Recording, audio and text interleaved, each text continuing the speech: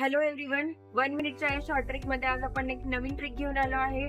जर आपल्याला X to the power Y या इंडेक्स फॉर्म मध्ये नंबर दिला असेल तर आपल्याला युनिट डिजिट कोणता आहे असा प्रश्न विचारला जातो. तर त्याची शॉर्ट ट्रिक बघूया. एक्स कोणता पण नंबर असो त्याच्या युनिट डिजिटला जर 0, 1, 5, 6 असेल तर वाय हा इव्हन असो किंवा ऑड असो जो युनिट डिजिट आहे तो तोच राहणार. 0 असेल तर 0, 1, 5, 6 जो आहे तो राहणार.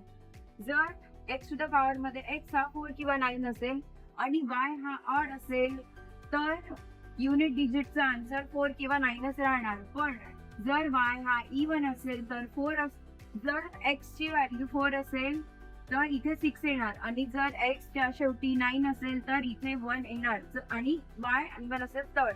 आणि जर एक्स 2, 3, 7, 8 नी जर संपत आहे म्हणजे तो नंबर आणि वाय इव्हन असो की ऑड असो आपल्याला काय करायचं आहे, या व्हॅल्यूला ही जी काही एक्स ची व्हॅल्यू राहील याला आपल्याला 4 ने डिवाइड करायचे आहे.